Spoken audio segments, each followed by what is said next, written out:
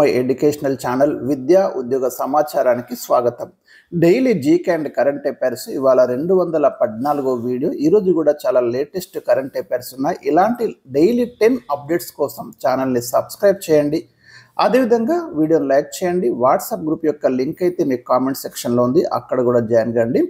ఈరోజు మనకి first question వచ్చేసి 2025 మే 11న రక్షణ శాఖ మంత్రి రాజ్నాథ్ సింగ్ సూపర్ సోనిక్ క్షిపణి బ్రహ్మోస్ ఉత్పత్తి పరీక్షా కేంద్రాన్ని టెస్టింగ్ సెంటర్ అండి, ఇది ప్రొడక్షన్ అండ్ టెస్టింగ్ యూనిట్ ఎక్కడ ప్రారంభించారు? 4 ఆప్షన్స్ ఉన్నాయి మీ ముందు. Option 1 Lucknow, option 2 Gurgaon, option 3 Chennai, option 4 Hyderabad. రీసెంట్గా మరి భారత రక్షణ శాఖ మంత్రి రాజ్నాథ్ సింగ్ వర్చువల్ మోడ్లో దీన్ని ప్రారంభించడం జరిగింది.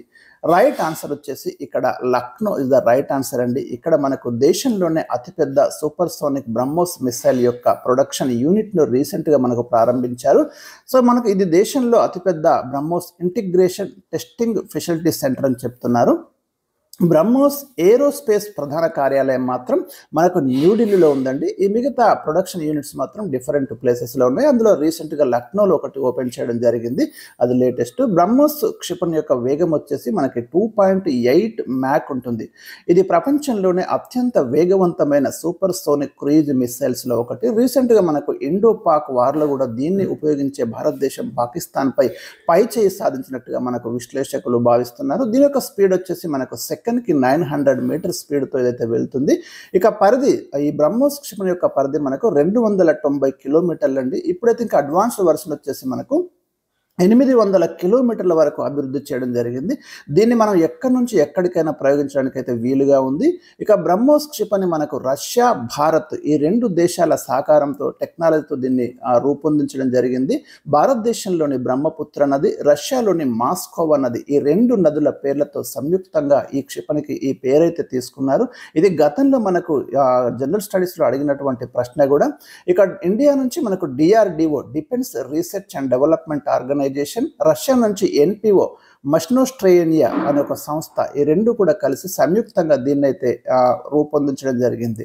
ఇది రామ్జెట్ ఇంజిన్తో పనిచేస్తుంది. ఇది మనకి super sonic cruise missile BrahMos యొక్క ఇన్ఫర్మేషన్. ఫిలిప్పైన్స్ దేశానికి వీటిని ఎగుమతి కూడా చేస్తున్నాం. వివిధ దేశాలు అయితే మరి ఈ క్షిపణి కోసం మనకి పర్చేజ్ చేయడానికి రెడీగా ఉన్నట్టు తెలుస్తుంది. ధ్వని కంటే 3 రెట్లు అధికంగా ప్రయాణించేది supersonic. Question number 2, Aadhaar తరహాలో రైతులకు ఫార్మర్ రిజిస్ట్రీ ప్రాజెక్టు ద్వారా కేంద్రం ఎన్నంకెల విశిష్ట గుర్తింపు సంఖ్యను కేటాయిస్తుంది? రీసెంట్గా మనకి న్యూస్లోకి వచ్చిందండి. ప్రతి రైతుకు కూడా ఒక విశిష్ట గుర్తింపు సంఖ్యను ఇవ్వబోతున్నారు. ఎన్ని నెంబర్స్తో ఆ గుర్తింపు సంఖ్య ఉంటుంది అనేది ఇక్కడ ప్రశ్న. Option 1 12, option 2 11, option 3 10, option 4 13. ఇది క్వశ్చన్ నెంబర్ 2. ఇక్కడ రైట్ ఆన్సర్ వచ్చేసి మనకి ఆప్షన్ 2 అండి. 11 అంకెల విశిష్ట గుర్తింపు నెంబర్ను ప్రతి రైతుకు కేటాయించబోతున్నారు. దీని ఆధారంగానే వివిధ రకాల వెల్ఫేర్ స్కీమ్స్, ముఖ్యంగా అంటే ఇన్సూరెన్స్ కానివ్వండి, లోన్స్ విషయంలో కానివ్వండి, మరి ఇదే బేస్ చేసుకునే అవకాశం అయితే ఉందని తెలుస్తుంది. క్వశ్చన్ నెంబర్ 3, ప్రస్తుతం దేశంలో సరస్వతి పుష్కరాలను ఎన్ని ప్రాంతాలలో నిర్వహిస్తున్నారు? ఇది మే 15, 2025 అంటే నేటి నుండి ప్రారంభమవుతున్నాయి. మనకి ఇండియాలో 4 ప్లేసెస్తో పాటు తెలంగాణ ప్రాంతంలో కూడా సౌత్ ఇండియాలో ఒక ప్లేస్ నుండి అయితే ఇవి నిర్వహించబడుతున్నాయి. ఇండియాలో మనకి బద్రీనాథ్ ఉత్తరాఖండ్, ఇది ఇక్కడే మనకు సరస్వతి నది జన్మస్థలంగా భావిస్తున్నారు, ఇక్కడ జరుగుతున్నాయి. ప్రయాగ్రాజ్ యూపీలో జరుగుతున్నాయి. సోమనాథ్ గుజరాత్లో జరుగుతున్నాయి. పుష్కర్ రాజస్థాన్లో జరుగుతున్నాయి. దక్షిణ భారతదేశంలో కాళేశ్వరంలో ఈ సరస్వతి పుష్కరాలను నిర్వహిస్తున్నారు. సో ఈ ప్లేసెస్ చాలా చాలా ఇంపార్టెంట్ అండి. ఎస్పెషల్లీ 4 ప్లేసెస్ మీద కాన్సన్ట్రేషన్ అయితే చేయండి. సౌత్ ఇండియాలో ఇక్కడ చూడండి. ఇక కాళేశ్వరం మనకు జయశంకర్ భూపాలపల్లి జిల్లాలో ఉంది. క్వశ్చన్ నెంబర్ 4, రాఫెల్ యుద్ధ విమానాలకు ప్రధాన పోటీగా పరిగణిస్తున్న F-16 యుద్ధ విమానాలు ఏ దేశానికి చెందినవి? ఇక్కడ 4 ఆప్షన్స్ ఉన్నాయి. రీసెంట్గా మనకు ఇండో పాక్ యుద్ధంలో కూడా వీటి ప్రస్తావన వచ్చింది. F-16 యుద్ధ విమానాలు మరి ఏ దేశం ఉత్పత్తి చేస్తుంది అనేది ఇక్కడ ప్రశ్న అండి. China, Israel, Pakistan, America. Right option వచ్చేసి ఇక్కడ మనకు అమెరికాకు చెందిన యుద్ధ విమానాలు. వీటిని పాక్ ఇచ్చినట్టుగా మనకు తెలుస్తుంది. సో ఆ పాక్ అయితే ఈ విమానాలని ఉపయోగిస్తుంది. మరి ఆన్సర్ 4 అండి ఇక్కడ రైట్ ఆన్సర్. ఇక రాఫెల్ యుద్ధ విమానాలు మనము ఫ్రాన్స్ నుంచి ఇండియా పర్చేజ్ చేసింది. వీటిని ఫ్రాన్స్లోని దసో ఏవియేషన్ సంస్థ మరి తయారు చేస్తుంది. భారతదేశానికి ఉన్నటువంటి పవర్ఫుల్ ఫైటర్ జెట్స్లో ఈ రాఫెల్ ఒకటిగా భావిస్తున్నారు. ప్రస్తుతం F-16 విమానాలను F-21గా పేరు మార్చడం జరిగింది. ఈ F-16, F-35 ఇవి మనకు యూఎస్ఏలోని లాక్హీడ్ మార్టిన్ కంపెనీ వీటిని తయారు చేస్తుంది. ఆ కంపెనీ పేరు కూడా మీరు గుర్తుంచుకోండి. ఇక F-18, F-15EX ఇవేమో యూఎస్ఏకి చెందినవే, బోయింగ్ కంపెనీ తయారు చేస్తుంది. డిఫరెంట్ కంపెనీస్, ఈ రెండు కూడా చాలా ముఖ్యమైన కంపెనీలు అండి అమెరికాలో, Lockheed Martin company and Boeing company. So మీకు డెఫినెట్గా గతంలో మనకు ప్రశ్నలు ఉన్నాయి, ఏ విమానాలు ఏ దేశానికి చెందినవి అనేది చాలా ఇంపార్టెంట్. ఇక J-10 యుద్ధ విమానాలేమో చైనా తయారు చేస్తుంది, చెంగ్డు కార్పొరేషన్ అండి అక్కడ, ఇది కూడా గుర్తుంచుకోండి. వీటిని కూడా పాకిస్తాన్కి ఇవ్వడం అనేది జరిగింది. J-17 చైనా పాకిస్తాన్ సంయుక్తంగా తయారు చేస్తున్న విమానాలు. క్వశ్చన్ నెంబర్ 5, పాకిస్తాన్పై భారత్ చేపట్టిన ఆపరేషన్ సింధూర్లో భాగంగా తొలిసారిగా వినియోగించిన రష్యన్ తయారీ విమానాలు ఏవి?